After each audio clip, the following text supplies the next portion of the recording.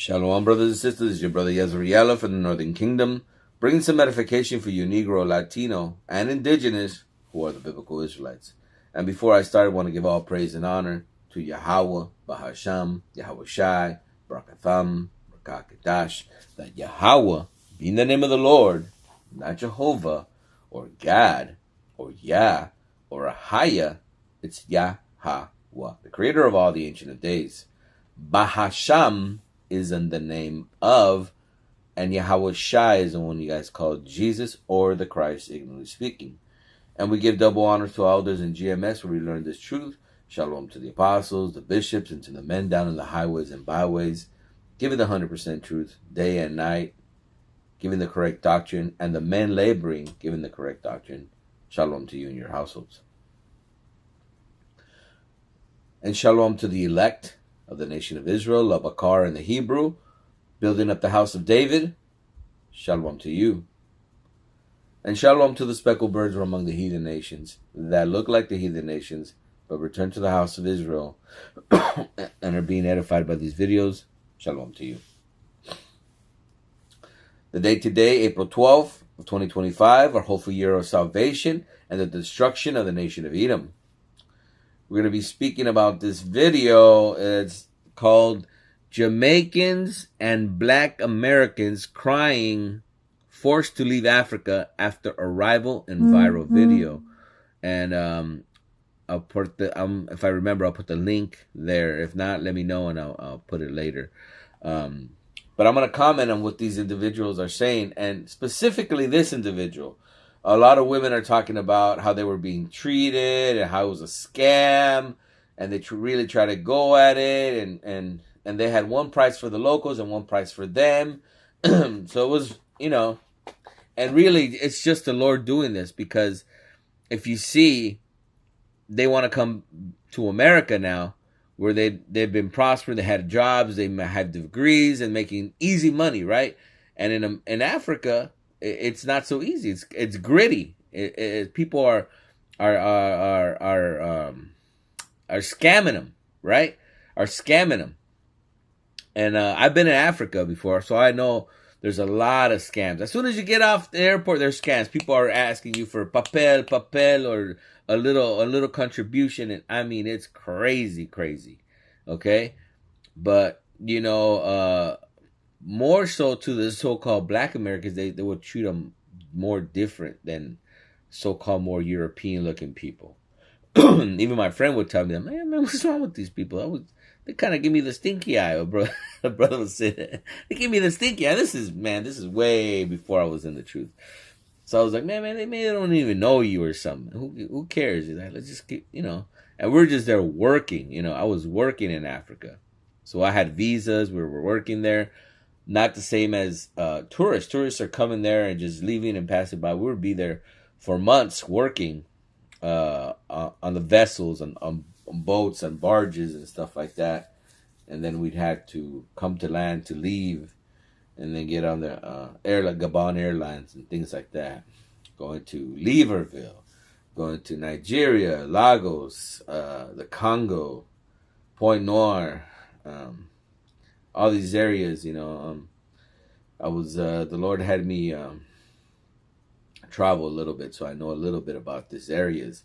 So I know exactly how the people are and how welcoming they are too.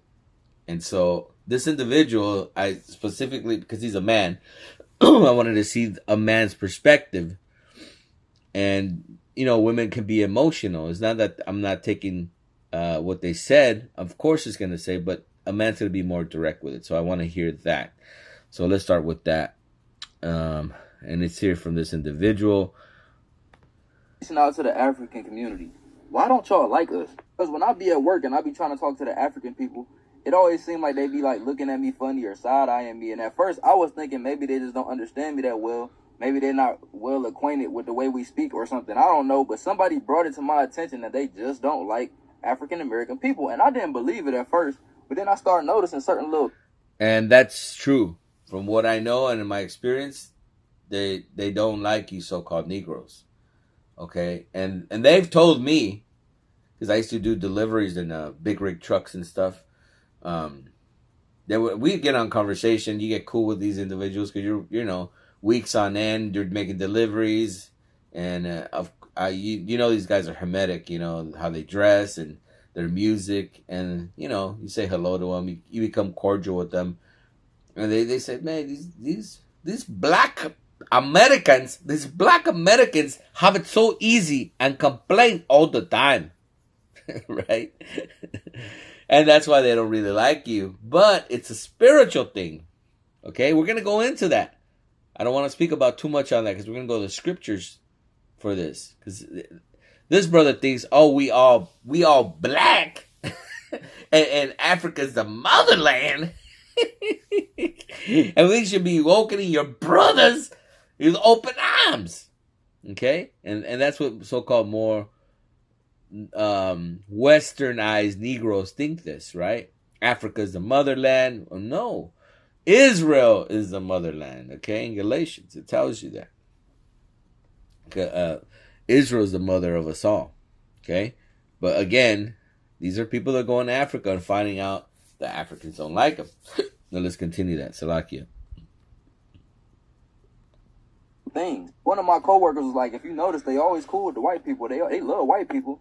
I'm like, no, I don't think it's that. Like, there's no way they like white people more than they like us. That don't even make sense. I'll never forget. They love white people. Anywhere you go, Japanese, Chinese people, they love white people. Everybody kisses their ass. And this individual hasn't experienced that. I don't know what his age, but I've experienced that. I've been all over, and I'm just, what the fuck? It's like, well, why are they treating him that? I don't think they know. Maybe they know him, and they'll find out now they just met. This is just how it's done, and they love white people and they hate your guts. Okay, and this guy's gonna give a testimony of this. Okay.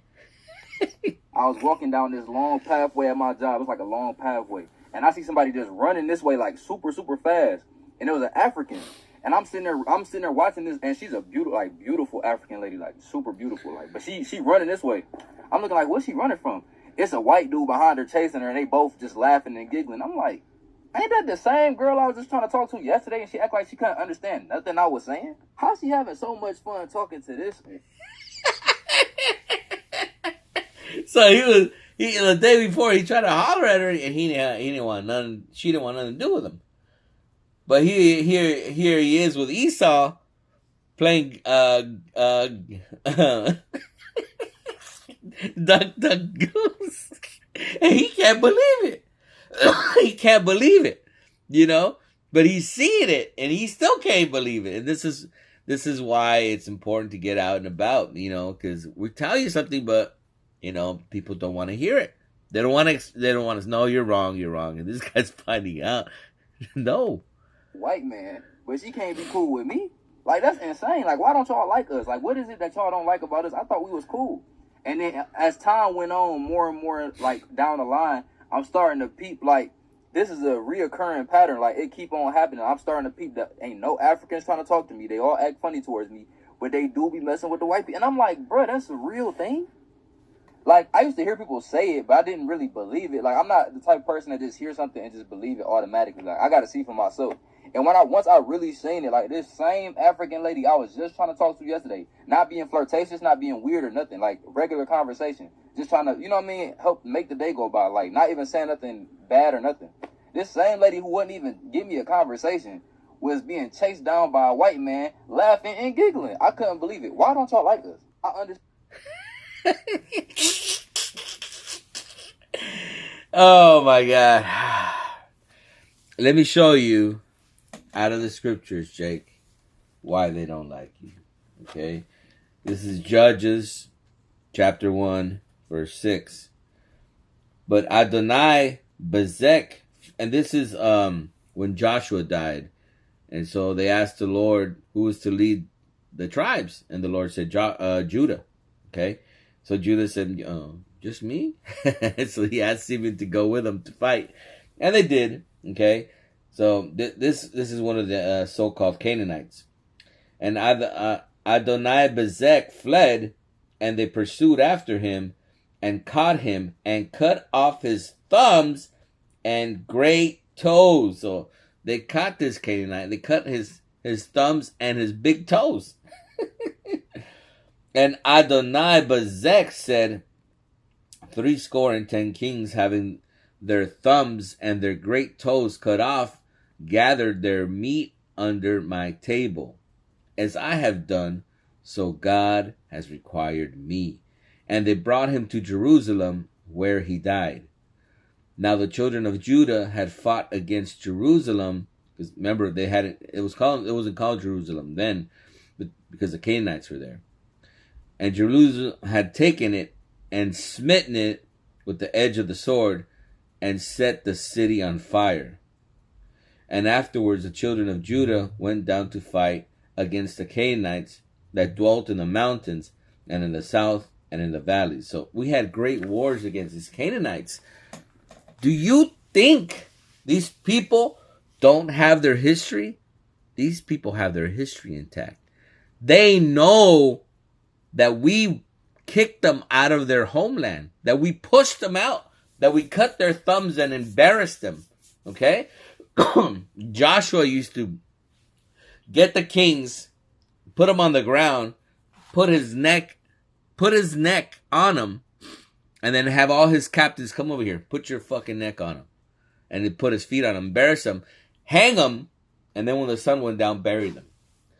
So there was a humiliation factor that they did before they even killed them. Like taking your thumbs and your thumb and your big toes. I mean, if you're gonna kill me, just kill me. Why you gotta do that? Because there's a humiliation factor. Right? To say I'm more powerful. Now what are you gonna do? You can't do nothing with no damn thumbs, you know? Do you think these Hamites have forgotten this? They have their oral history. They know who we are. Just because you're black, your brothers? No, Jake. And let me show you one. There's a reason why else. After all these wars, okay, happen. This is Judges chapter 2. Judges chapter 3, verse 1. Now these are the nations which the Lord left to prove Israel. So after all these wars, these are the remnant of these people still in the land. By them, even as many of Israel as had not knowing all the wars. So by this time, not all Israel even knew about the wars that happened. But do you think these people forgot about that? No, they knew about what was happening. As had known all the wars of Canaan. So our people forgot about these wars. You know, they didn't tell the next generation. Only that the generation of the children of Israel might know to teach them war, at least such as before knew nothing thereof. So they didn't teach them their history. Hey man, we just beat all these Canaanites. Your grandfather, you, myself, and they didn't pass it down. They're like, well, you know, it's cool. These Canaanites know their history. These Canaanites know you're Israelites, okay? They know you're not Hamitic. They know they're Shemitic. They know you have the promise. Remember, we had the same father, Noah. All the things that we know were given to three of his sons, right? Shem, Japheth, and Ham. Ham was doing some of the things that you see. That's why they say, oh, they took it from Egypt. Yeah, because all the knowledge was given to three of his sons from the beginning, but then the Lord narrowed it down to Shem, where he gave him the covenant and continue it on. Okay? But these people think that Mother Africa is the land of our origin, but it's not. It's Jerusalem. It's Israel. Okay? And I'm going to show you, because people might say, well, I can understand that happening in South Africa and Tanzania, but what about in Ghana? Those are our people. And of course, those are our people. Ghana, Nigeria, the Ashanti, the Igbo, right? All these people are people. They're Israelites. Now, let's see, why are they treating you like this? Deuteronomy 28:54. Yeah, you just thought you were going to run away from these curses? Nah, that ain't going to happen. Deuteronomy 28:54. So that the man that is tender among you In the ancient days, our brother was tender. We would meet each other with a kiss, okay? Like the Italians do. And very delicate, his eyes shall be evil toward his brother, and toward his wife of his bosom, and toward the remnant of his children, which he shall leave. Okay, so your own brother's going to have an evil eye. And we see that. There's Nigerians that leave Nigeria, go to the UK, go to France, right? And in a generation or two, they have their kids born there, and they start gangs. And they're fighting against each other, against other Nigerians. That is even an evil eye towards your brother, because that happens here in the United States. We got the Bloods and Crips here in Southern California. They're the same niggas! Hey, and that goes to the Northern Kingdom as well. Okay, we got all these other gangs that are Latino or Northern Kingdom only, and they're killing themselves. Why? Because of the curses. Okay? And so, you know, why is the Lord doing this now, right? Because they're in Africa, all these people from Jamaica, from England, from France, that were, you know, doing very well to do in those countries, wanted to go back to Africa and experience the African experience. You know, they call it the African diaspora, but really it's the Israelite diaspora, brother.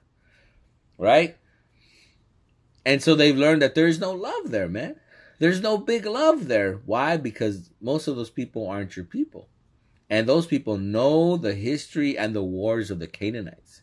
You think they're just going to forget that? Nah, Jake. They ain't going to forget about it. They hold it against. It's spiritual. Do you think they don't know they weren't chosen by the Most High? That you're chosen? That you could do things that they can barely imagine? Okay?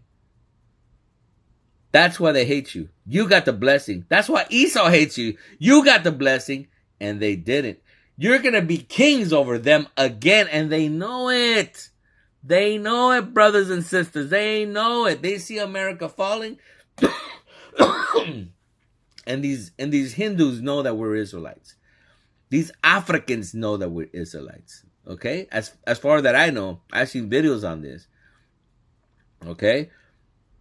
I don't know about the Chinese and Japanese so far as that, but as I know as the Indian people from India, they know who we are. Okay? The Africans, they know who we are. They teach them this from young. Okay? That they were kicked out of their land by the Israelites. That they fought many wars against the Israelites. But then what? I just read that we forgot the wars. That we forgot all those great wars. And now going into slavery and everything, they think you're going to go back to the African land and be cool with these people? No, Jake. These are always going to be your enemies. And let's close with that, brothers and sisters, because we got to drive it home. We got to drive it home and show you who your enemies. God's always going to show you. That's how powerful the scriptures are. We're going to close out with this, brothers and sisters. This is Psalms 83:3. They have taken crafty counsel against thy people and consulted against thy hidden ones. And thy hidden ones are what? The Israelites, brothers and sisters. They have said, come and let us cut them off from being a nation, right? Because all these nations did it against us. It wasn't just the white man. He was the ringleader. But all these nations conspired against us. That the name of Israel may be no more in remembrance. For they have consulted together. All the nations got together and went against us with one consent. They are confederate against thee, the tabernacles of Edom, the so-called white man, and the Ishmaelites, which you would call the Arabs. These are the two people that were rejected by the covenant. Okay, Ishmael is the firstborn of Abraham. He was rejected. Edom is the firstborn of Isaac, and he was rejected from the covenant. Okay, so these are the number two races that hate you right off the bat. Of Moab, the Chinese, and the Hagareans, these are Africans, Hamites, Gabal, more Hamites, Ammon, Japanese, Amalek, the so-called little hats, Philistines, and they're definitely Africans, because we went to war with the Philistines for a long time, all right? So the time of Sam sent to David, okay? With inhabitants of Tyre and Ashur, more Africans, also join with them and have hope in the children of Lot, Shelah. Okay? So everybody hates your guts, Jake. Why? Because you got the promise. You got the kingdom of heaven that is waiting for you. It's built. It's ready for you. Yahweh Ba'ashim Yahushai has chosen you to receive the kingdom of heaven and not them. They will be there in their capacity to serve us, to build up our kingdom. And that's it, brothers and sisters. I hope you guys got edified. Call halal Yahweh Ba'ashim Yahushai, Barakatam, Rakakedash, and he that have ears, let him hear. Shalom.